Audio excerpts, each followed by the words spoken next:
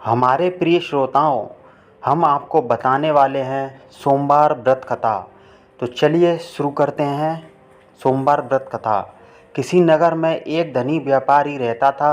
दूर दूर तक उसका व्यापार फैला हुआ था। नगर के सभी लोग उस व्यापारी का सम्मान करते थे। इतना सब कुछ संपन्न होने के बाद भी वह व्यापारी बहुत दुखी था, क्योंकि उसका कोई पुत्र नहीं था, जिस कारण अपने मृत्यु के पश्चात व्यापार के उत्तराधिकारी की चिंता उसे हमेशा सताती रहती थी। पुत्र प्राप्ति की इच्छा से व्यापारी प्रत्येक सोमवार भगवान शिव की व्रत पूजा किया करता था और शाम के समय शिव मंदिर में जाकर शिव जी के सामने घी का दीपक जलाया करता था। उसकी भक्ति देखकर माँ पार्वती प्रसन्न हो गईं और भगवान शिव से उस व्यापारी की मनोकामना पूर्ण करने का निवेदन किया। भगवान शिव बोले, इस संसार में सबको उसके कर्म के अनुसार फल की प्राप्ति होती है।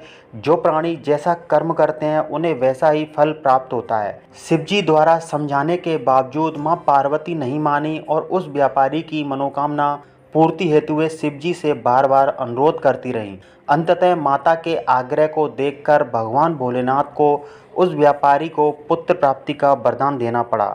वरदान देने के पश्चात भोलेनाथ माँ पार्वती से बोले, आपके आग्रह पर मैंने पुत्र प्राप्ति का वरदान तो दे दिया, परंतु इसका यह पुत्र 16 वर्ष से अधिक समय तक जीवित नहीं रहेगा। उसी रात भगवान शिव उस व्यापारी के स्वप्न में आए और उसे पुत्र प्राप्ति का वरदान दिया और उसके पुत्र के 16 वर्ष तक जीवित रहने की भी बात बताई। भगवान के वरदान से व्यापारी को खुशी तो हुई, लेकिन पुत्र की अल्पायु की चिंता ने उस खुशी को नष्ट कर दिया। व्यापारी पहले की तरह सोमवार के दिन भगवान शिव का विधिवत व्रत करता रहा। कुछ महीनों बाद उसके घर एक अति सुंदर बालक ने जन्म लिया और घर में खुशियां ही खुशियां भर गईं। बहुत धूमधाम से पुत्र जन्म का समारोह मनाया गया, परंतु व्यापारी को पुत्र जन्म की अधिक खुशी नहीं हुई, क्योंकि उसे पुत्र की अल्प आयु के रहस्य का पता था। जब पुत्र 12 वर्ष का हुआ तो व्यापारी ने उसे उसके मामा के साथ पढ़ने के लिए वाराणसी भेज दिया। लड़का अपने मामा के साथ शिक्षा प्राप्ति हेतु चल दिया। रास्ते में जहाँ भी मामा भांजे विश्राम हेतु रुकते, वहीं यज्ञ करते और ब्राह्मणों को भोजन कराते। लंबी यात्रा के बाद मामा भांजे एक नगर में पहुँचे। उस दिन नगर के राजा की कन्या का विवाह था, जिस कारण पूरे नगर को सजाया गया था। निश्चित समय पर बारात आ गई, लेकिन वर का पिता अपने बेटे के एक आंख से काने होने के कारण बहुत चिंतित था। उसे भय था कि इस बात का पता चलने पर कहीं राजा विवाह से इनकार न कर दें, इससे उसकी बदनामी भी होगी। जब वर के पिता ने व्यापारी के पुत्र को देखा तो उसके मस्तिष्क में एक विचार आया। उसने सोचा, क्यों ना इस लड़के को दूल्हा बनाकर राजकुमारी से विवाह करा दूं।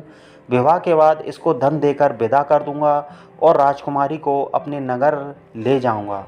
वर के पिता ने लड़के के मामा से इस संबंध में बात की। मामा ने धन मिलने के लालच में वर के पिता की बात स्वीकार कर ली। लड़के को दूल्हे का वस्त्र पहनाकर राजकुमारी से विवाह कर दिया गया। राजा ने बहुत सारा धन देकर राजकुमारी को विदा किया। शादी के बाद लड़का जब राजकुमारी के साथ लौट रहा था तो वह सच नहीं छिपा सका और उसने राजकुमारी के ओढ़नी पर लिख दिया, राजकुमारी, तुम्हारा विवाह मेरे साथ हुआ था।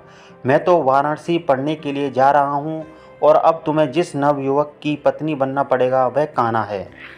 जब राजकुमारी ने अपनी ओढ़नी पर लिखा हुआ पढ़ा तो उसने काने लड़के के साथ जाने से इनकार कर दिया। राजा को जब ये सब बातें पता लगीं तो उसने राजकुमारी को महल में ही रख लिया। उधर लड़का अपने मामा के साथ वाराणसी पहुंच गया और गुरुकुल में पढ़ना शुरू कर दिया। जब उसकी आयु 16 वर्ष की हुई तो उसने यज्ञ किया। यज्ञ के समाप्ति पर ब्राह्मणों को भोजन कराया और खूब अन्न वस्त्र दान किए। रात को वह अपने शयन कक्ष में सो गया। शिव के वरदान के अनुसार शयनावस्था में ही उसके प्राण पखेरु उड़ गए। सूर्योदय पर मामा मृत भांजे को देखकर रोने पीटने लगा। आसपास के लोग भी एकत्र होकर दुख प्रकट करने लगे। लड़के के मामा के रोने विलाप करने के स्वर्ग समीप से गुजरते हुए भगवान शिव और माता पार्वती जी ने भी सुने। माता पार्वती ने भगवान से कहा, प्राणनाथ, मुझे इसके रोने के स्वर सहन नहीं हो रहे हैं। आप इस व्यक्ति के कष्ट को अवश्य दूर करें। भगवान शिव ने माता पार्वती के साथ अदृश्य रूप में समीप जाकर देखा तो भोलेनाथ माता पार्वती से बोले, यह तो उसी व्यापारी का पुत्र है जिसे मैंने 16 वर्ष की आयु का वरदान दिया था। इसकी आयु पूरी हो गई है। माँ पार्वती ने फिर भगवान शिव से निवेदन कर उस बालक को जीवन देने का आग्रह किया। माता पार्वती के आग्रह पर भगवान शिव ने उस लड़के को जीवित होने का वरदान दिया और कुछ ही पल में वह जीवित होकर उठ बैठा। शिक्षा प्राप्त करके लड़का मामा के साथ अपने नगर की ओर चल दिया। दोनों चलते हुए उसी नगर में पहुँचे जहाँ उसका विवाह हुआ था। उस नगर में भी यज्ञ का आयोजन किया। समीप से गुजरते हुए नगर के राजा ने यज्ञ का आयोजन देखा और उसने तुरंत ही लड़के और उसके मामा को पहचान लिया। यज्ञ के समाप्त होने पर राजा मामा और लड़के को महल में ले गया और कुछ दिन उन्हें महल में रखकर बहुत सा धन, वस्त्र आदि देकर राजकुमारी के साथ विदा कर दिया। इधर भूखे प्यासे रहकर व्यापारी और उसकी पत्नी बेटे की प्रतीक्षा कर रहे थे। उन्होंने प्रतीक्षा कर रखी थी कि यदि उन्हें अपने बेटे की मृत्यु का समाचार मिला तो दोनों अपने प्राण त्याग देंगे। परंतु जैसे ही उसने बेटे के जीवित वापस लौटने का समाचार सुना तो वह बहुत प्रसन्न हुआ। वह अपनी पत्नी और मित्रों के साथ नगर के द्वार पर पहुंचा। अपने बेटे के विवाह का समाचार सुनकर पुत्र वधू राजकुमारी को देखकर उसकी खुशी का ठिकाना ना रहा। उसी रात भगवान शिव ने व्यापारी के स्वप्न में आकर कहा, हे श्रेष्ठी, मैंने तेरे सोमवार के व्रत करने और व्रत कथा सुनने से प्रसन्न होकर तेरे पुत्र को लंबी आयु प्रदान की है। पुत्र की लंबी आयु जानकर व्यापारी बहुत प्रसन्न हुआ। शिव भक्त होने तथा सोमवार का व्रत करने से व्यापारी की सभी मनोकामनाएं पूर्ण हुई। इसी प्रकार जो भक्त सोमवार का विधिवत व्रत करते हैं और व्रत कथा सुनते हैं उनकी सभी इच्छाएं पूरी होती हैं। जय शिव शंकर, जय भोलेनाथ, जय माँ पार्वती। तो ये थी सोमवार की व्रत कथा।